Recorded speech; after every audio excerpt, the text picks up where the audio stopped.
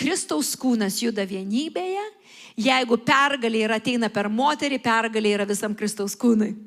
Jeigu pergalė ateina per vaiką, visam Kristaus kūnui yra pergalė.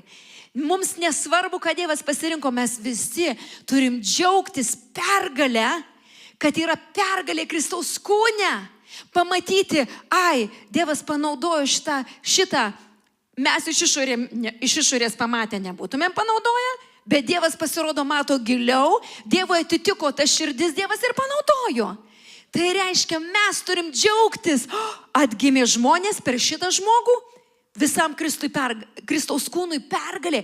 Pradėkim žiūrėti ne į savo mažo to. Aš tai neišsirinkčiau, nes tu nežinai giliai širdies. O Dievas išsirinko. Tai, kas pasaulyje atrodo bevertės. Mažos vertės. Dievas išsirinka tai, ko tu neišsirinktum.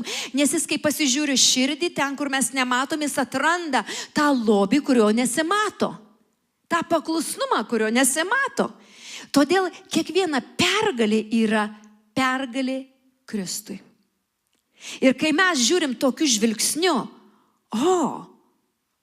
čia yra laimimos sielos, čia yra statoma bažnyčia, čia yra darbas Dievui daromas, čia yra kuriama Dievui šlovė viso Kristaus kūnui. Tavo pergalė yra mano dabar pergalė.